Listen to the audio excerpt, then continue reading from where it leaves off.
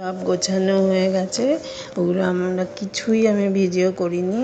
কিন্তু ঘর গোছানোর পর দেখো, ঘর গোছানোর পর আমি কি করলাম দেখো।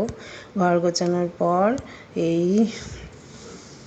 এই তোমাদের সামনে সব দেখাচ্ছি। ঘর গুছিয়ে রেখেছি। হ্যাঁ, গোছানো ভালো হয়নি, ওই করতেই হয় তাই করেছি। হ্যাঁ, তারপরে সে ছেলে আছে, মেয়ে আছে, আবার সে বিছনা এলোমেলো করবে, তাই ঘরটাকে তাড়াতাড়ি করে গুছিয়ে নিয়েছি। ওগুলো আর তোমাদের সঙ্গে ভিডিও করে শেয়ার করলাম না। আসলে আমার হাজব্যান্ড বসে আছে, আর আমার মনটাও খারাপ, ভালো লাগছে না, কেন কোনো কিছু কাজ করতে ইচ্ছে করছে না। তার জন্য দেখো এরকমভাবেই করে একটু হাসছি, হাসতেও ইচ্ছে করছে না, জানো তো। যাই হোক, এই বালিশ টালিশ যাই হোক দেখো এখানে ওখানে পড়ে আছে। বিছনাটা গুছিয়ে নিয়েছি। এই বালিশগুলোকে না আমার হাজব্যান্ড সব বাইরে রোদ্দুরে দেবে, তাই বললো ওখানে থাক, আমি সব নিয়ে রোদ্দুরে দেবো। রোদ্দুরে দিয়ে এবারে চান টান সেরে নিলাম, নিয়ে এবারে ঠাকুর ঘরে চলে আসলাম। জানো তো, ঠাকুরটা দিয়ে নিই, রান্না তো হয়ে গেছে, শুধু রান্নাঘরটা পরিষ্কার করব। তাই ভাবলাম ঠাকুরটা একটু ভালো করে দিয়ে নিই, নাহলে না বেলা হয়ে যাবে।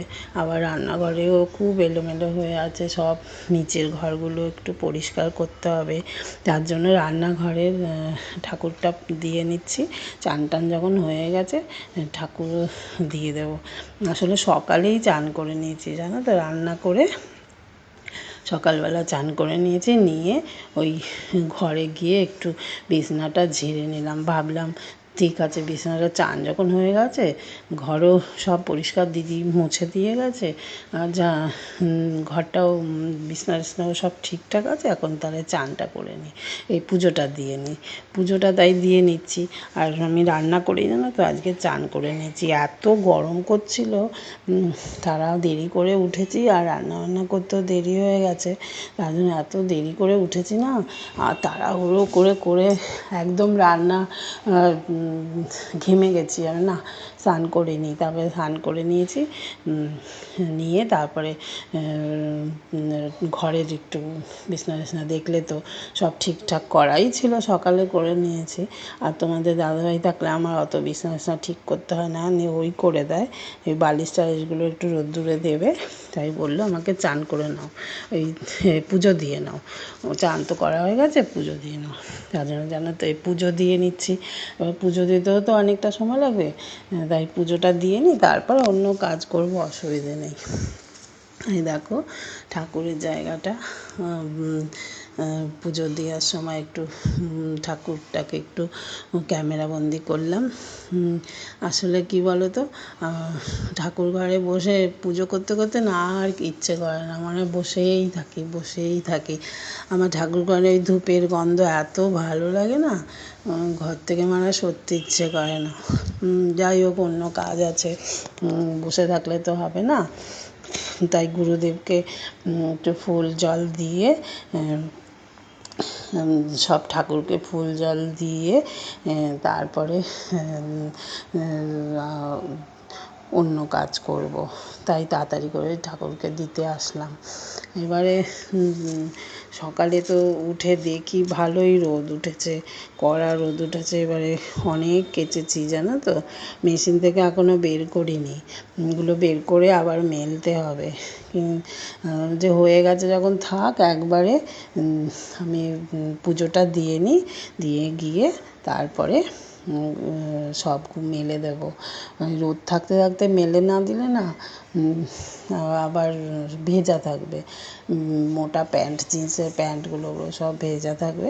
তার জন্য ভাবলাম যে থাক, এখন আমি পুজো দিয়ে গিয়ে তারপরে ওগুলো পরিষ্কার করব। দেখো আমি লক্ষ্মী নারায়ণের জন্য নতুন জামা এনেছি লক্ষ্মী পুজোয়, অনেকগুলো জামা এনেছি, 3-4টে জামা এনেছি। আর নারায়ণের না পাইনি, একটাই পেয়েছি। যেই দোকান থেকে আনি ছোট ছোট ধুতি, তার জন্য আমাকে বললো বৌদি একটাই ধুতি আছে বড়, ওটা নিয়ে যাও, আমি পরে অন্য সময় এনে দেবো।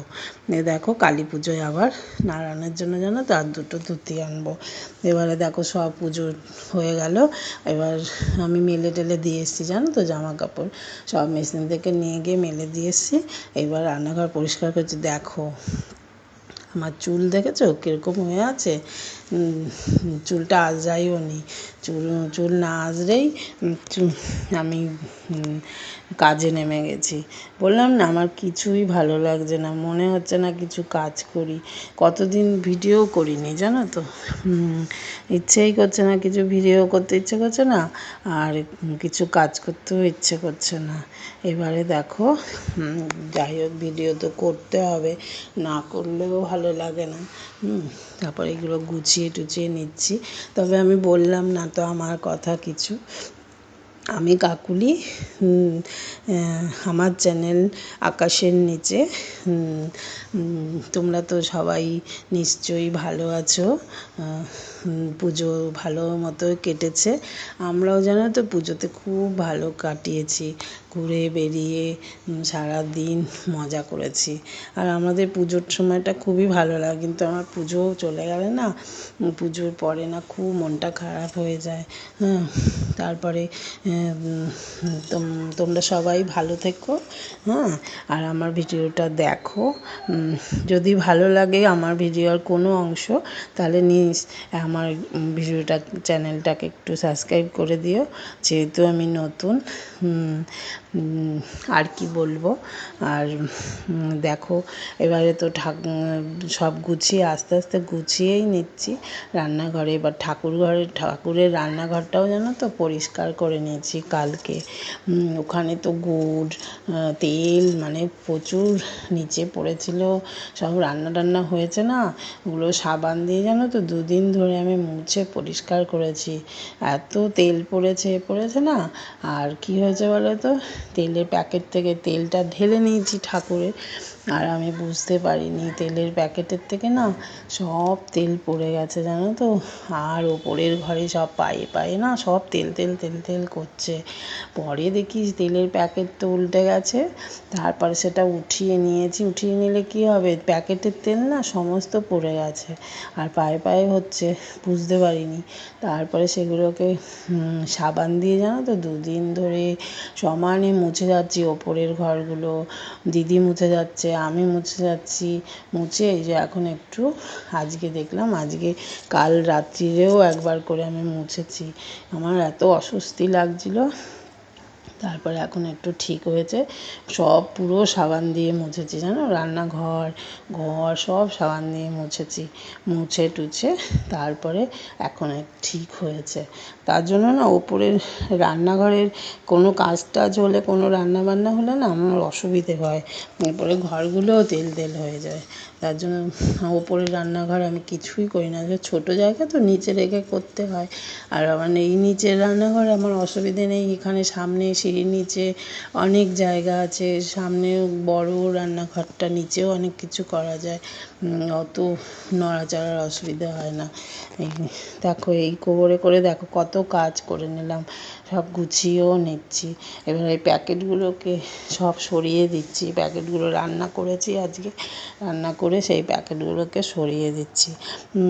এবারে গোছাচ্ছি, কিন্তু ইচ্ছে করছে না, আমার মুখটা দেখেছো তো কেমন হয়েছে, আমার ইচ্ছে করছে না, কিন্তু না গোছালে না, অগোছালো থাকে ভালোও লাগছে না।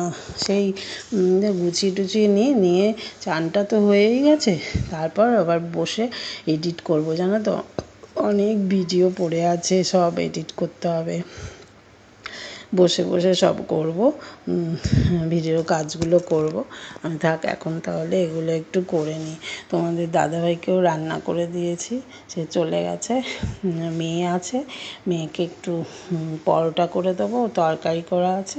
আর আমাদের জানো তো সকালবেলা অন্য কিচ্ছু খাবে না, আমার হাজব্যান্ডও খাবে না, ছেলেমেয়েরাও খাবে না, আমার মেয়ে তাও এখন বাইরে থাকে, মেয়ে একটু অন্য কিছু খায়, ওটস টোটস খায়, কিন্তু ছেলে আর ওর বাবা কিচ্ছু খাবে না, শুধু রুটি লুচি নাহলে পরোটা। এই ওদের কোনো মানে চিড়ে মুড়ি ছাতু এইসব ওদের কোনো দিন খাওয়াতে পারবে না। আর আমরা মানে প্রথম থেকেই আমাদের ছেলেমেয়েকে এইসব কোনো দিন খাওয়াইনি, ছাতু মুড়ি চিড়ে সকালবেলা টিফিন এই জিনিসটা খাওয়াইনি, তার জন্য হয়তো হয়েছে, আমরা শেখাইনি হয়তো। আর আমরা শেখাবো কি, আমাদের বাড়িতে কোনো দিন সকালে ওইসব খাওয়ার হয় না, বেশিরভাগ দিনই ওরা রুটি খেতে ভালোবাসে। আমি আমার বাপের বাড়িতেও ওরকম, শ্বশুর বাড়িতেও ওরকম রুটি ভালোবাসে, কিন্তু আমার ছেলেমেয়েরা না রুটি খেতে না বেশি ভালোবাসে না, ওরা একটু লুচি পরোটা খেতেই ভালোবাসে।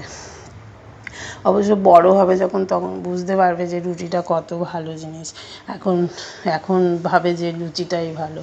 তার জন্য জানো তো আজকে লুচি বানিয়ে দিয়েছি, লুচি আলুর তরকারি বানিয়ে দিয়েছি। ওই ছেলে নিয়ে গেছে, আর মেয়ের জন্য না পরোটা বানাবো। আর এই এই এই